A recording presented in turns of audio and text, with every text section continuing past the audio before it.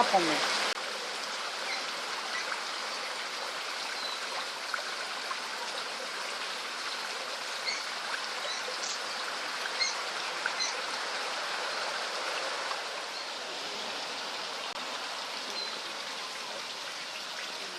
It's like they don't want to be near that other one. They avoid me and they're coming to drink.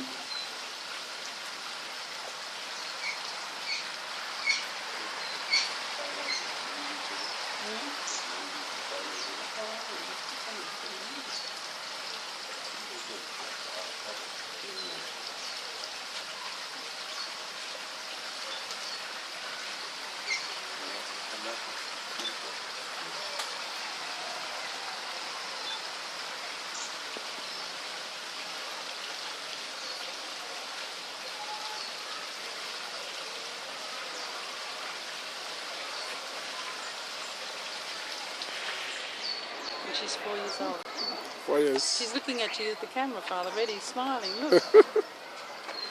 Oh, I'm just having a video clip. Are you guys going to come in and have a photo patting her? Yes, please.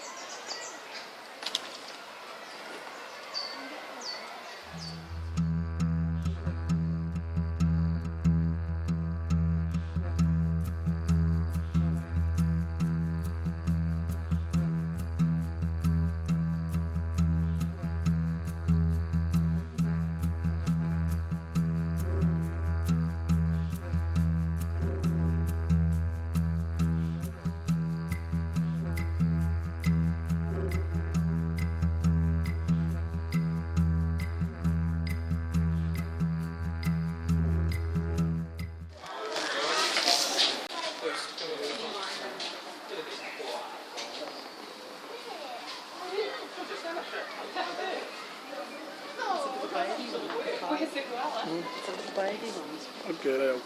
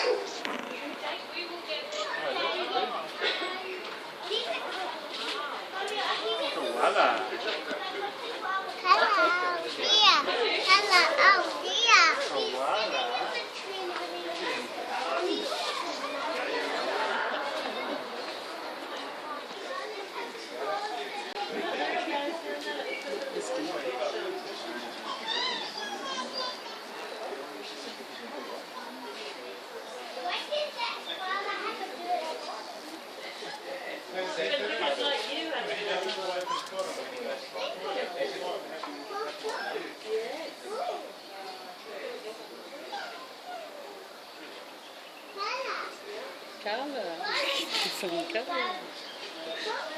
Well, he's peeing. Yeah, it's peeing. That's why he got out of the tree.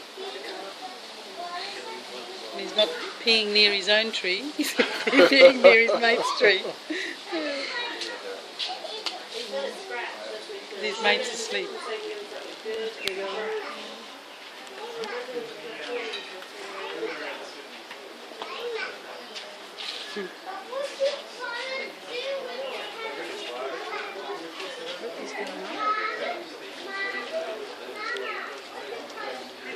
He must be used to people giving him food.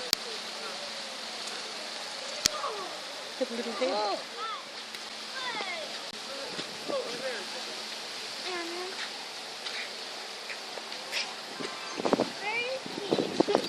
Trying to get out. I think he wants you to feed him. Come on. What's wrong? Closer look at them. I know their skin looks horribly wrinkly and rough. But they're so soft. And the scales that they have on the front of their legs for protection, that they can't pop everything back inside their shell completely. but they can bring their head nearly the whole way in, and they'll use those large scaly legs to bring across and protect their face. So that just feels like tough toasted on top and squishy marshmallow underneath. As we move up from the legs, we of course find a shell. You can't leave it, go and find a better one. It grows as he does. Can everyone give me a big crikey thumbs up? Nice work, hold it there. Take a look at the top of your thumb. You should find a fingernail. That's exactly the same stuff tortoise shells are made of. This is keratin. It's just a whole lot thicker. Up top is called the carapace, and underneath those massive plates that you can see, called scutes, are millions of tiny little blood vessels. Tortoises are what's called ectothermic. All reptiles are. These little water dragons work the same as well. Basically, they're all working opposite to how we do. We're mammals, we shovel in food all throughout the day. We're burning our bodies at a high temperature from the inside out. Tortoises are relying on what the weather's doing around them to heat and energise their body. So the shell is kind of acting like a giant solar panel for him. And in addition to the millions of tiny blood vessels underneath these scutes are heaps and heaps of nerve endings. Oh yeah. He can feel it and he loves it. He can feel every little touch. Comes in handy in the wild. Small animals like birds and your lizards will get on their backs. They'll scratch around a bit. Tortoises react by lifting themselves up, allowing these other small animals access to underneath that shell that doesn't get off the ground a whole lot. And they get into all these little skin folds. They pick off all those parasites and insects. So the cleaner gets a really good feed, and our feeder gets a good old clean. At the end of this very long neck, you'll see a very handsome looking head, but they don't have big floppy ears sticking out like we do. They have something quite different. It's called a tympanum. Behind his eyes, there's just a small circular patch, and underneath there is an eardrum. So like most reptiles, they hear more through vibration. And although beautiful, you saw me trying to get his attention before with the food, although beautiful, the deep dark eyes really don't do them much good. Their sight is very movement based. They can only really tell the difference between the rough shapes of objects, a little bit of colour. So he's relying heavily on that sense of hearing and smell to help him out. Excellent taste too, quite the connoisseurs. Absolutely love their food. You can see him chomping away there. How many teeth do you reckon tortoises have? What do you reckon? There we go, got it in one. 0 teeth whatsoever. It's a bit of a trick question. And it's even incorrect for me to be calling it a mouth. He has a beak. He has a hard serrated beak. And they use that to bite and tear apart their food. When our boys are fully grown, I know he's pretty massive at the moment, but they're only half size. He's 170 kilos right now. They can grow well over 300 kilograms. And unlike us, they grow for their entire lives. All depends on their living conditions. And because our boys are here in captivity, they have so much access to all the food and shelter and love they could need. So our boys are going to grow to be absolutely enormous. None of us are going to be around to see it though. They're going to outlive us all. At their stage of growth, this determines their sexual maturity. If you were here at the beginning, you would have heard me describe these boys as kind of like a 13-year-old. Now, that has nothing to do with how old they are. It's all to do with how big they are. Basically, when a tortoise reaches half his final size, puberty kicks in. We thought we had time in our hands because it usually doesn't happen until they're about 50. But our boys have grown so well here in captivity at the age of only 36 and 37, we have some early bloomers on our hands. We're starting to notice changes in them already, which means the next couple of years we're going to probably have to find them a girl each. Because you're going to get right sick of just hanging out with your brother. The thing is though, at Australia Zoo we've already got a breeding program underway for our Dabaran land tortoises. Unfortunately you boys aren't a part of it, but you're going to see the other two, our couple, our love couple, on the way to Africa. The Africa exhibit that you will go to later today. You're going to pass a big island, and on the island are Coconut and Jarvis. They have the whole island to themselves. It's our island of love, and we're hoping for the pitter-patter of little tortoise feet. They have been very busy, but we're still waiting, because we saw what walking was like for them. Mating is an extreme sport, and for the males, it's a potentially death-defying stunt. Now, don't get me wrong, he's not completely hopeless. They've got a couple of things that help him out. Underneath the shell on males, it's called the plastron, and actually concaves right up in the middle. And unlike shells like these boys, females are much smaller, and they got flat, round little scoops. But despite these adaptations, the strenuous act is rarely successful. Maybe 1 in 50 tries actually getting the clutch of eggs. What's worse is if our poor male happens to slightly misjudge a certain position, lose his balance, fall off and over onto his back, it's going to be game over for the poor bloke. Tortoises can't get off their backs by themselves. And the other tortoises certainly aren't able to help. Luckily for our boys, they have zookeepers to look out for them because it's happened once before. Hasn't it, Goliath? We know all about that, buddy. Goliath is the more dominant of the two brothers. He likes to remind poor Igloo of that every now and then by climbing up all over his shell. One day he slipped off, fell over onto his back. Now they're very heavy, but they're not very strong. So we couldn't just push him back over. We could potentially break his little legs. So it took about 6 very strong zookeepers to pick him up, flip him over, back up the right way. But if he was in the wild and that happened, they have no choice. They suffer a pretty slow and painful death. You're sitting on all your breakfast, that is where it has gone. Now slow seems to be a reoccurring theme when you talk, there it is. Slow seems to be a reoccurring theme when you're talking tortoises. They can only catch prey slower than themselves, so we're talking grass mainly. But even grass can sometimes be a challenge, particularly if competition comes along. Now on the islands, the Aldabra and Atoll, for thousands of years, the tortoises had it all to themselves. But when humans discovered the islands, we introduced species like goats and pigs. They went a little crazy. They've been out competing the poor tortoises for all their food and shelter. And conservationists are still working very hard to get rid of these feral species from their islands, which will hopefully be a big step forward in the preservation of these beautiful ancient creatures. In the wild today, roughly 100,000 Aldabran tortoises exist. It's a pretty amazing number, considering when they were first discovered, they were hunted so close to extinction. Biggest threat was sailors realised how long they can last without food or water. In these boys' current very healthy condition, they could go maybe 6 months to a year without eating a thing. They're going to be hungry, but they're going to be alive. So sailors took them on their ships and kept them for meat. They were used for a lot of wildlife products under souvenirs. And there used to be about 15 different species of giant tortoise found all over, but because of so much hunting, today most of these are now extinct. Thankfully though, the reason Aldabran land tortoises are doing so well was in 1982, they declared it a World Heritage listed site. Basically, they won't ever be touched again, not by the wildlife trade or any kind of human development. Just such good news. I want to let you all know, you're quite welcome to come in here, right where we are now, and get hands-on with these beautiful boys today. It's called the Tortoise Encounter. You book it through Information, which is the next big building that you come through. And these boys, I highly recommend it. Igloo here, biggest sook in the world. He will do anything for love. Goliath will do anything for food. So either way, you get some attention from them. It's a really wonderful encounter, and they're so slow and gentle. Kids of all ages can come in with them. So if you are interested in any animal encounters, actually, that's where you can book them in Information. If you've got any questions, stick around. But have an awesome day here at the zoo. You're so lucky this weather has cleared up. And please remember, tortoises rule. Thank you very much, everyone. We'll see you later.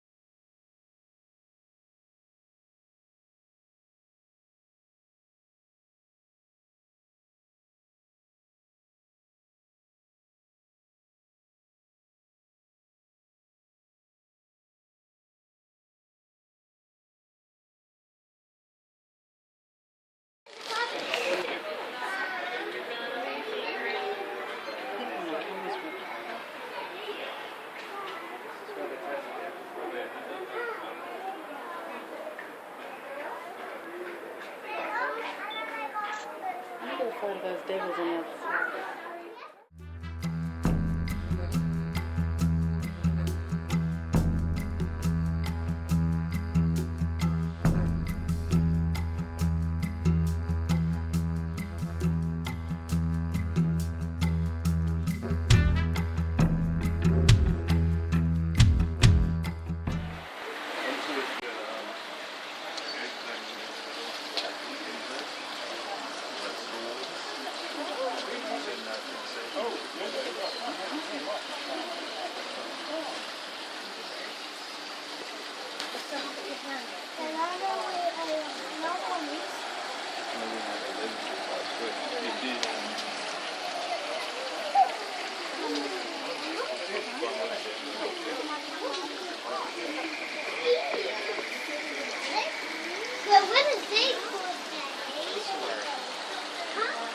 to worry.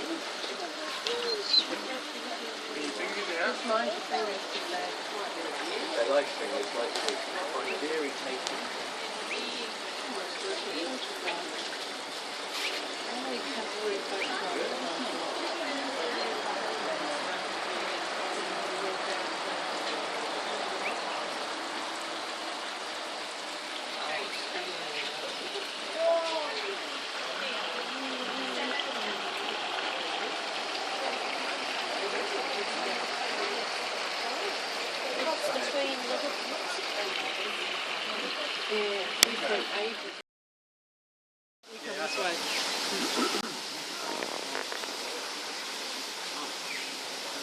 It's not Australia, No.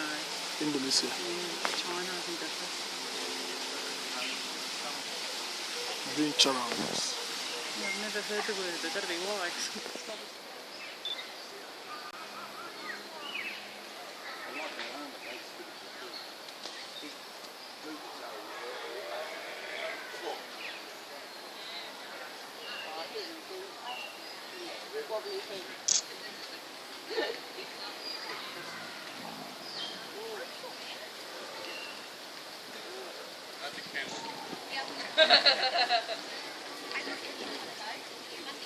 The little lizards are everywhere.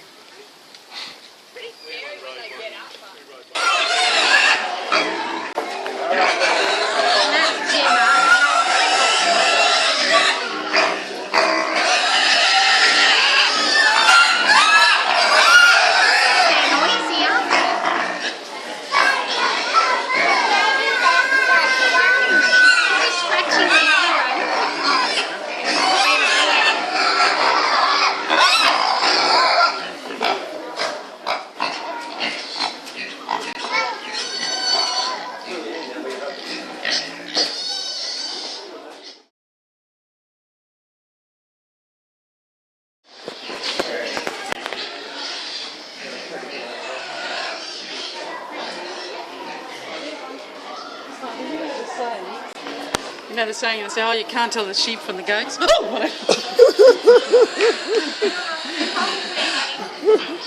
So I went to ask the lady. Yes. In those pens there, which are the sheep and which the goats? And she said, the sheep are that far pen, and there is a black-faced sheep in that pen, a Suffolk sheep. He's all black. And the ones here are goats. He's all black. All these are goats. I need to go back to school if they're sheep. See here? This one here. So we didn't see him. But here's the black-faced one, see? Okay. Yeah. It's like I knew these were the sheep I know. So here's sheep. The lady looked at me. I said, are these sheep or goats? And she looked at me like, So these are goats. yes. You know, I haven't seen any goat without a horn. I haven't seen any. Maybe all African goats have horns. And see, I'm not used to, I do see them with horns, but I more see them Without horn. I haven't seen any. Because that's why at times there's a saying, when we interpret the scripture,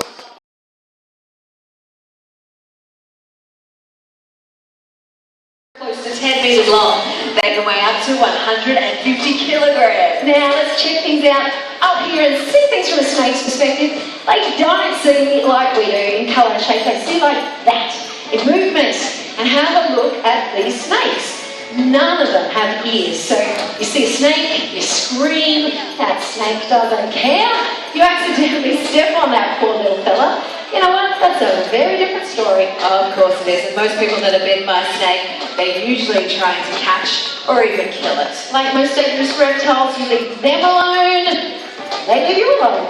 Couldn't have said it better. Thank you very much, Nina. And speaking of dangerous reptiles, I would now like to welcome into the Crocoseum someone who deals with dangerous reptiles on a daily basis. Josh, what's coming up now? Hi Lauren, well here at Australia Zoo we love getting our guests up close and personal with our wildlife. So right now we've got the opportunity for someone to come down here and give me a hand with our next animal. Lauren, do me a favor, help me pick a volunteer. Absolutely, how exciting. Let me see those hands. Who wants to be part of the show?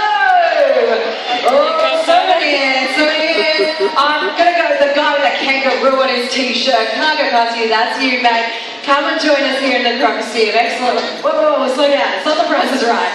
Guys, it's slow. Don't you hurt yourself. Come through these gates just here. We're all locked down here. We're all safe. Babe, what was your name? Dallas. Nice to meet you, Dallas. Thank you so much for volunteering. This is going to be excellent. Come on over with me. You're in very capable hands. This is Josh, and Josh is going to let you know exactly what it is you're going to do. Hey Dallas, nice to meet you. All right, Dallas, we've got one of our biggest, meanest, most aggressive crocodilians on his way out, and you're going to feed him. Yeah, you can trust him. Yep, It's you're all going to feed right. him.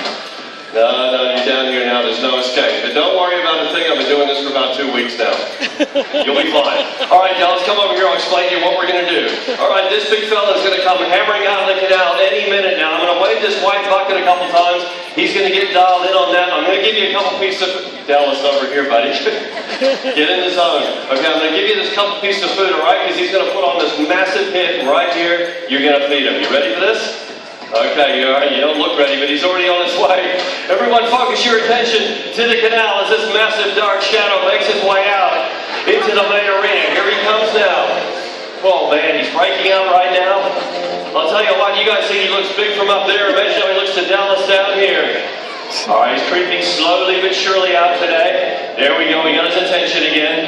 He's coming in on me now. He's working just like he would out in the wild. Just splash a little bit on the water. Boy, I hate getting this close to him though. Here we go, I think we've got him.